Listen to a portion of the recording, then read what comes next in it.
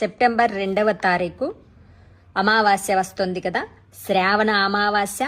అలాగే దీన్నే సోమవతి, సోమవారంతో కలిసి వస్తుంది కాబట్టి సోమవతి అమావాస్య అని కూడా అంటారు. ఖర్చు లేని పరిహారం తీసుకోండి. ఇదైతే రాక్ సాల్ట్, ఇది చక్కెర, అలాగే 2 గాజు గ్లాసులు. ఈ గ్లాసులు స్టీల్వి యూస్ చేయకూడదు. తీసుకోండి. రెండింటిలోనూ నీళ్లు తీసుకోండి సమానంగా. మీరు చేసేటప్పుడు మాట్లాడకుండా చేసుకోండి పరిహారాన్ని, ఓకేనా? 1 స్పూన్ చక్కెర తీసి ఈ గ్లాసులోకి వేయండి.